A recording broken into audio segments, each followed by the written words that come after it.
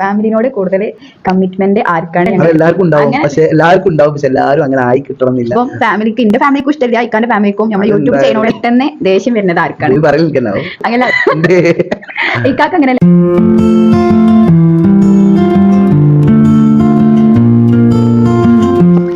Hello, welcome back to my YouTube channel. അവർ YouTube channel ഇന്റതല്ല, നിങ്ങളതും കൂടി.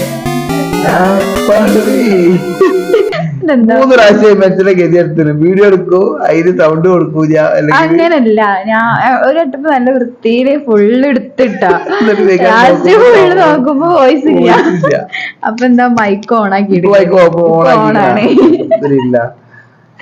അപ്പൊ ഇന്നത്തെ വീഡിയോ എന്താ വെച്ചാല് ഒരു യുആർമി അല്ലെങ്കിൽ Q&A പോലുള്ള ഒരു ചലഞ്ചാണ് കേട്ടോ. ചലഞ്ച് വെച്ചാല്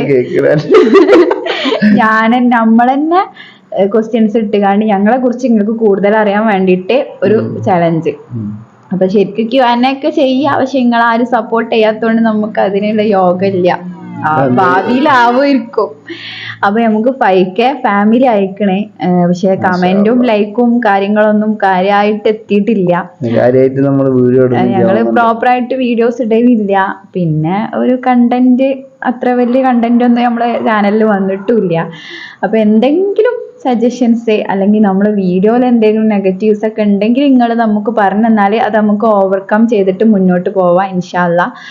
അപ്പൊ നമുക്ക് എന്തായാലും വലിച്ചു നീട്ടാതെ വീഡിയോക്ക് പോവാം. അപ്പൊ നമ്മളെ ചാനൽ ഇഷ്ടമാവുകയാണെങ്കിൽ, ഞങ്ങളെ ഇഷ്ടമാണെന്നുണ്ടെങ്കിൽ ചാനൽ സബ്സ്ക്രൈബ് ചെയ്ത് ലൈക്ക് ചെയ്ത് കമന്റ് ചെയ്ത് നമ്മളെ കൂടെ കൂടാം. അപ്പൊ ഓക്കെ, അപ്പൊ നമുക്ക് വലിച്ചു നീട്ടാതെ വീഡിയോക്ക് പോകട്ടോ. അപ്പൊ ഫസ്റ്റ് ക്വസ്റ്റ്യൻ വന്നിട്ട്, നമ്മള് യൂട്യൂബ് ചാനൽ തുടങ്ങണം എന്നുള്ളത് ആരെ തീരുമാനമായിരുന്നു എന്നാണ്. അത് എന്റെ തീരുമാനമായിരുന്നു ഫസ്റ്റ്. പക്ഷെ ഇപ്പം ഇത് മുന്നോട്ട് കൊണ്ടുപോകണം എന്നുള്ളത് ഇക്കാന്റെ തീരുമാനമാണ്.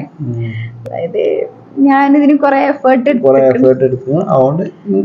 അതെന്നുവെച്ചാല് ഇപ്പൊ ഇവിടെ ആണെങ്കിൽ ഇവിടെ ഞാൻ ആ നാട്ടിലാണെങ്കിൽ എന്നോട് ചോദിക്കും, കോൾ ചെയ്യുമ്പോ ഫസ്റ്റ് തന്നെ ചോദിക്കുന്ന വീഡിയോസ് ഒന്നും ഇട്ടില്ലേ, ഒന്നും ഇടണില്ലേ, അങ്ങനെ ചോദിക്കും. ഇനിയിപ്പോ ഇവിടെ ആണെങ്കിൽ ഒന്ന് ഷോപ്പിക്ക് പോയി പിന്നെ ഒന്ന് കുറച്ച് കഴിഞ്ഞാല് വരും, അപ്പം ചോദിക്കും ഇന്ന് വീഡിയോ ഒന്നും ഇടണില്ലേ, എന്നെ എന്താ എടുക്കണേ, എന്ത് കണ്ടന്റ് ഇടണേ എന്നൊക്കെ ചോദിക്കും. അപ്പൊ പിന്നെ കൂടുതൽ ഇതിനോട് ചെയ്യാൻ പ്രേരിപ്പിക്കുന്ന ആള് ഇക്കാക്കന്നെയാണ്. ഇതിന് കൂടുതൽ എന്നെ സപ്പോർട്ട് ചെയ്യുന്ന ആളെന്നാണ്. എനിക്ക് ഫോണ്, മൈക്ക്, പിന്നെ അതേപോലെ കുറെ കാര്യങ്ങള്, വൈഫൈ കാര്യങ്ങളൊക്കെ സെറ്റ് ചെയ്ത് മുന്നോട്ട് കൊണ്ടുപോകാനുള്ളൊരു ഇത് തന്നത് ഇക്കാക്കന്നെയാണ് കേട്ടോ. പിന്നെ അടുത്തത്, ഇതിന് കൂടുതൽ എഫേർട്ട് ഇടുന്നത് ആരാണെന്ന്, അത് ഇതിന്റെ കൂടെ തന്നെ ഉള്ളതാണ്. ഞാൻ തന്നെയാണ് വീഡിയോസ് എടുക്കലും എഡിറ്റ് ചെയ്യലും കാര്യങ്ങളൊക്കെ. നിങ്ങളൊന്നും പറയണില്ല. രണ്ടാളും കൂടി വർത്താനം പറഞ്ഞുണ്ടാവും. അടുത്തത്, ഞങ്ങള് ലവ് മാരേജ് ആണോ അറേഞ്ച്ഡ് മാരേജ് ആണോ? അറേഞ്ച്ഡ്. അതെ, ഞങ്ങള് പക്ക അറേഞ്ച്ഡ് ആണ്. ആഫ്റ്റർ മാരേജ് ലവ് ആയി. അതെന്താ ഒരു സ്നേഹം, ലവിന്റെ അർത്ഥം അതന്നെയാണ്. പക്ഷെ അത് ലവിനോട് ഭയങ്കര എന്താ പറയാ വിരോധിയാണ്. എന്താ കിച്ച്. അടുത്തത്, നമ്മള് ഫാമിലിനോട് ഏറ്റവും കൂടുതൽ കമ്മിറ്റ്മെന്റ് ആർക്കാണ്? എനിക്കാണോ? Sorry, bank. അപ്പൊ ബാങ്ക് കൊടുത്തപ്പോ സ്റ്റോപ്പ് ചെയ്തതേന് കേട്ടോ. അപ്പൊ നമ്മള് ചോദിച്ചത് ഫാമിലിനോട് കൂടുതൽ കമ്മിറ്റ്മെന്റ് ആർക്കാണ്? ഞങ്ങളുടെ രണ്ടാളിലും, അതായത് ഇക്കാന്റെ ഫാമിലിനോടും എന്റെ ഫാമിലിനോടും ആർക്കാണ് കൂടുതൽ കമ്മിറ്റ്മെന്റ് ഉള്ളത്? ആർക്കാണ്? അത് പോയിക്കാണെന്ന് പറയാൻ കാരണം, എനിക്കില്ല എന്നല്ല, എനിക്കുണ്ട്. പക്ഷെ എന്നെക്കാട്ടി കൂടുതൽ കമ്മിറ്റ്മെന്റ് പോയിക്കുണ്ട്. അതുകൊണ്ട് പിന്നെ ഞാൻ വല്ലാണ്ട് ശ്രദ്ധിക്കലില്ല. അല്ല, അങ്ങനല്ല, ഫിനാൻഷ്യലായിട്ട് സപ്പോർട്ട് ചെയ്യും, നോക്കൂ. പക്ഷെ ബാക്കിയുള്ള കാര്യങ്ങളൊക്കെ നല്ല കെയറിങ്ങും കാര്യങ്ങളാണ്.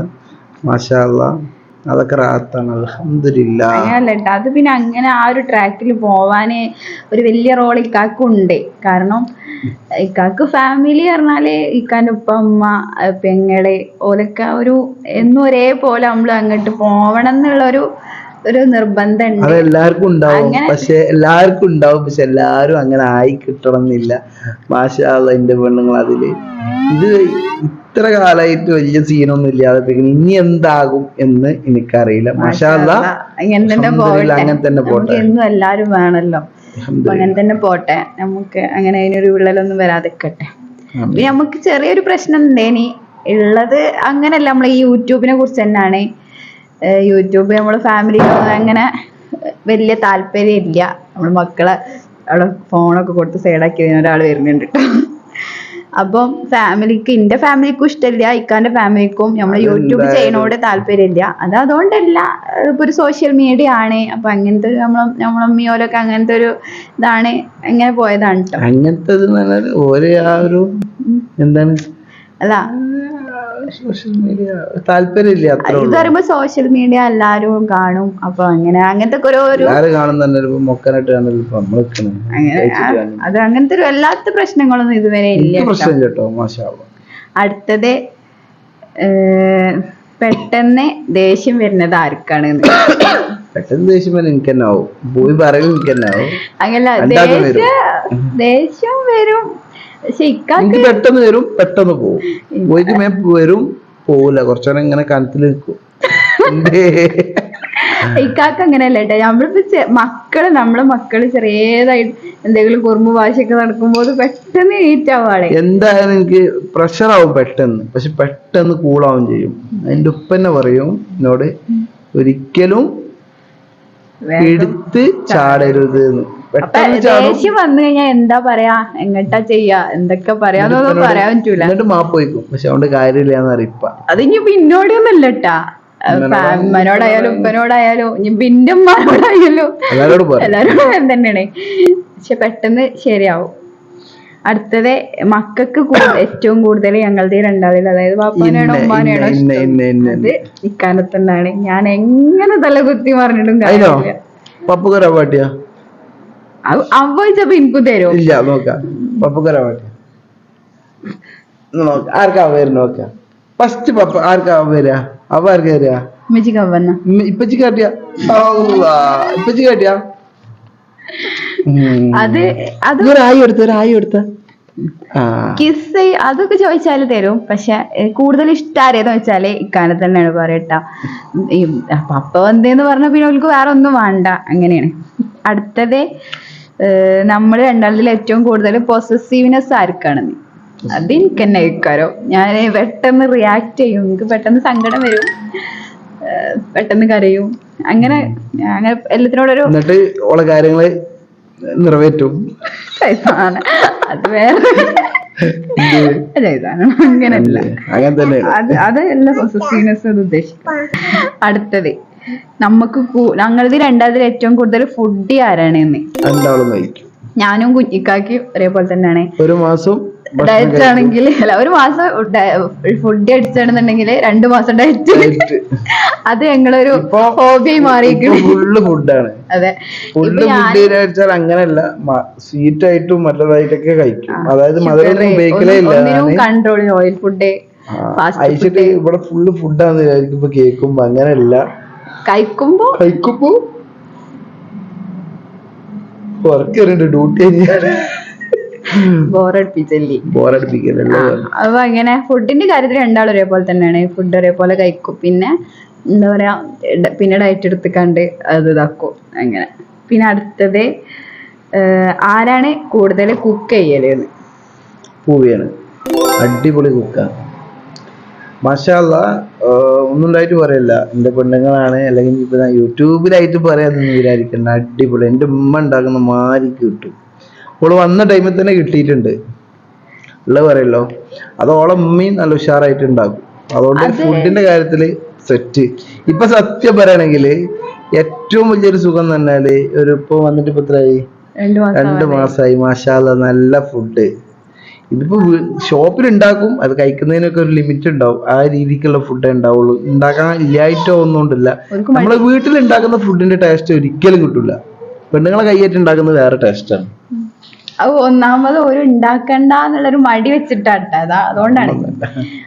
അപ്പൊ ഞാൻ കുക്കിംഗ് അത്ര വലിയ എക്സ്പേർട്ട് ഒന്നും അല്ലേ. ഞാൻ യൂട്യൂബൊക്കെ നോക്കിക്കാണ്ട് ഫസ്റ്റ് ഒക്കെ കുക്കൊക്കെ ചെയ്യൽ തുടങ്ങിയത് കല്യാണം കഴിഞ്ഞതിലൊക്കെ. കാരണം ഞാൻ സ്കൂൾ പഠനം കഴിഞ്ഞ് നേരെ ചാടി കല്യാണത്തിക്ക്. പിന്നെ എനിക്ക് അവിടെ ഒന്ന് പ്രിപ്പയർ ആവാനുള്ള ടൈമൊന്നും എനിക്ക് കിട്ടിയിട്ടില്ല. അപ്പൊ ഞാൻ അങ്ങനെയൊക്കെ തന്നെ കേട്ടോ കുക്ക് ചെയ്തത്. ഇപ്പൊ എനിക്ക് അറിഞ്ഞാലേ കുക്ക് ചെയ്യാൻ ഭയങ്കര ഇഷ്ടമാണ്.